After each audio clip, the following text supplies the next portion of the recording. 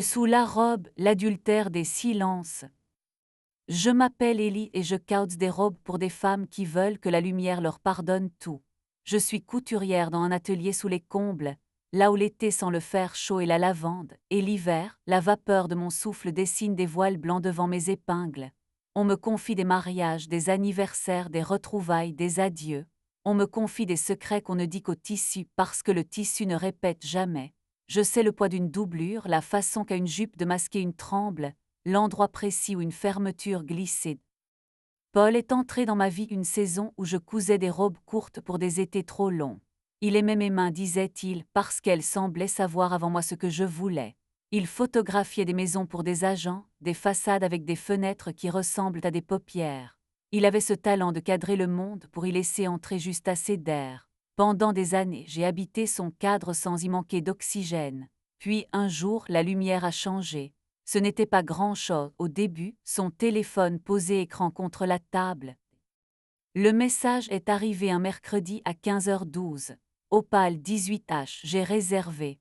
Ah, mon atelier reçoit parfois des confirmations de livraison, des avis de clientèle, la tablette commune avait enregistré son compte. Opal n'était pas un prénom dans mon répertoire, c'était le nom d'un hôtel discret près de la gare avec un bar au fauteuil trop doux. J'ai posé les ciseaux sans bruit. La soie ivoire que je découpais s'est immobilisée docile sur le velours. Je n'ai pas pleuré, je n'ai pas tremblé, j'ai seulement senti. Je n'ai pas suivi Paul ce soir-là. À 18h, j'ai lavé mes mains, je suis passé du coton au cuir, et j'ai enfilé ma vieille veste noire. Meya, mon ami, m'avait proposé un verre au vitrail, un bar où des musiciens se serrent dans un coin pour faire tenir un océan dans une clarinette. J'avais besoin d'un son qui ne ment pas. Meya est arrivée avec ses boucles folles et son sourire qui comprend sans piquer. Tu es en soie froissée, ma belle, a-t-elle soufflé en m'embrassant. Je lui ai montré le message. Elle n'a pas sorti de. Le pianiste avait des mains fines, une cicatrice claire à la base du pouce, comme si la musique l'avait déjà blessé. On l'appelait Noé. Sa façon de toucher les touches n'était pas un numéro, c'était un aveu. Les notes sortaient comme des mots retenus trop longtemps, puis tout à coup une joie venait courir sur les cordes et je me surprenais à sourire sans raison. Il a levé la tête une fois, m'a trouvé, m'a tenu dans un regard qui ne cherchait pas à me garder, juste à me reconnaître. J'ai bu ma première gorgée de vin en oubliant de contrôler ma bouche. Après le 7, il a posé son verre près du mien comme on pose un secret près d'un autre. Vous avez applaudi en silence, a-t-il dit d'une voix chaude un peu rock. C'est mon applaudissement préféré, je n'ai pas joué à l'insaisissable. Ce soir, je ne veux pas qu'on fasse du bruit autour de moi. Il a hoché la tête, ses yeux bruns ont pris cette teinte d'ambre qui vient aux hommes qui regardent au lieu de scruter. Sa main a frôlé la table, la mienne a frôlé aussi, et nos doigts se sont arrêtés à un souffle. Rien d'indécent, juste cette lit. Meya a disparu dans un rire avec des amis, le serveur a rallumé une guirlande qui tremblait. Vous êtes joueuse, a demandé Noé en désignant la piste étroite où quelques corps tentaient un swing maladroit. Je suis couturière, ai-je répondu. Je ne joue pas, je couds les choses pour qu'elles tiennent. Il a souri. Alors venez, on va tenir 2 minutes. Sa main s'est glissée au creux de mon coude, nos hanches ont cherché un compromis. La musique est passée d'une caresse à une confidence, et mon dos a découvert qu'il se souvenait des gestes. Quand je suis rentrée, il était tard et la ville sentait la pluie qui n'ose pas tomber. Paul n'était pas là. J'ai posé ma tête sur l'oreiller et j'ai pensé à la blessure sous le pouce de Noé, à la façon dont il avait tourné sa cicatrice pour jouer sans la rouvrir. Je me suis dit que j'allais, moi aussi, apprendre cela. Le lendemain, j'ai cousu plus vite que d'habitude. À midi, j'ai reçu un message de Paul. Dîner vendredi, j'ai une soirée demain avec l'agence. Je t'ai laissé une invitation sur le frigo. J'ai ouvert le petit aimant en forme de cerise et j'ai lu Gala opaline dress code nuit. J'ai entendu la merde avec le sourire poli d'un carton glacé. Nuit, très bien. J'avais exactement la robe qu'il fallait pour être un clair-obscur qui ne demande la permission de briller à personne. J'ai pris des mesures sur moi-même avec cette attention calme que je réserve d'ordinaire aux clients timides. La soie noire s'est laissée apprivoiser, j'ai doublé le bustier d'un tulle qui caressait sans griffer. À l'ourlet, j'ai glissé quelques perles de jet invisibles, juste assez lourdes pour que la jupe tombe comme un secret. J'ai cousu plus serré au niveau des omoplates pour me rappeler de me tenir droite. Je me suis accordé un nœud au bas du dos, pas prétentieux mais parfaitement inutile, il ne servait qu'à me faire plaisir. J'ai souri à mon reflet. Vendredi soir, l'opaline a avalé des couples parfumés, des rires trop clairs, des regards qui vérifient l'angle. J'ai traversé le rôle comme on traverse une page qu'on a réfléchi longtemps. Au bar, tout était doré, et dans ce doré, je l'ai vu. Ah, bien sûr, avait un prénom Anouk. Un regard d'océan sous du charbon, des pommettes qui racontaient une enfance au patin à glace. Elle portait une robe lune, des sandales qui murmuraient sur le marbre.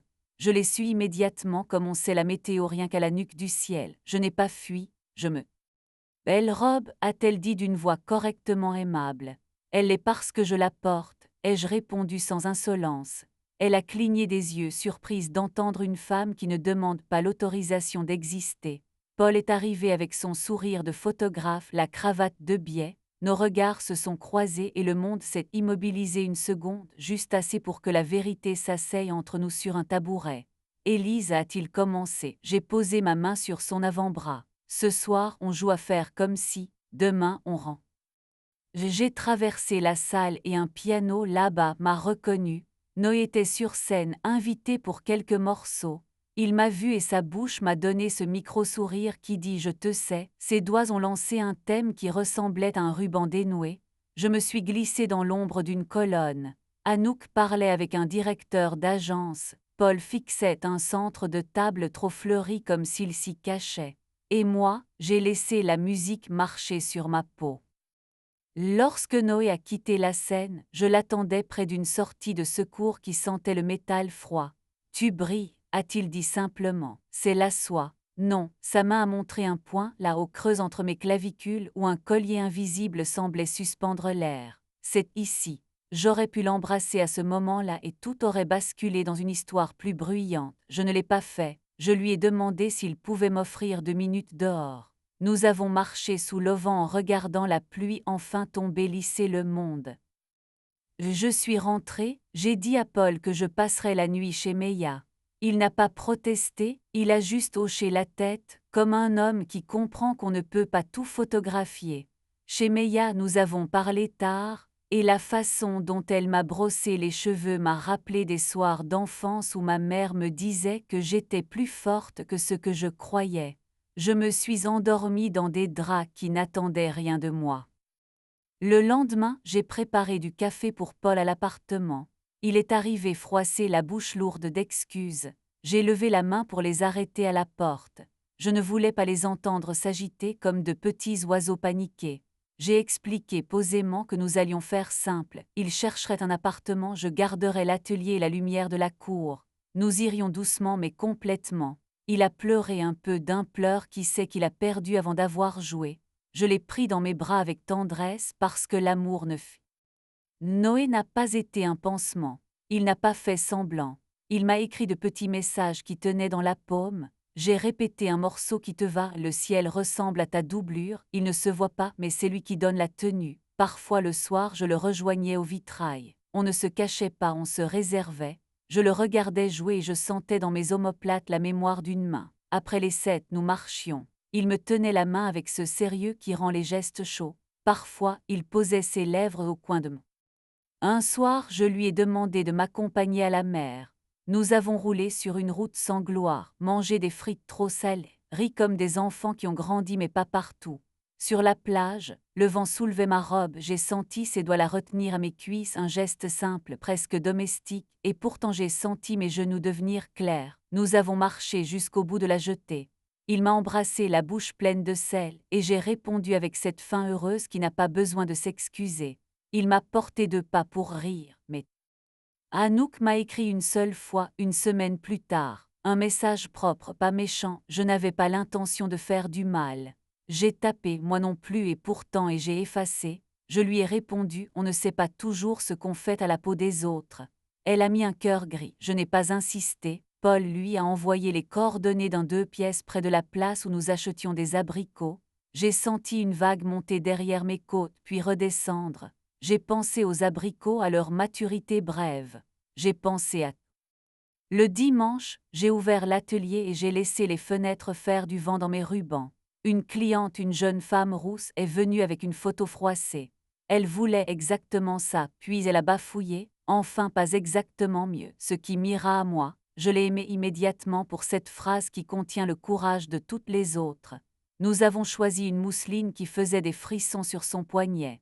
Pendant que je mesurais, elle m'a confié qu'elle se mariait parce qu'elle n'avait pas peur de partir si ça devenait faux. J'ai souri.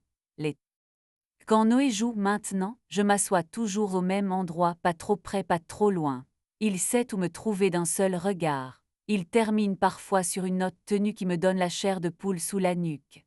Il pose alors le couvercle du piano avec cette douceur qu'on a pour un drap chaud. Dehors, nous laissons nos doigts s'emboîter sans théâtralité.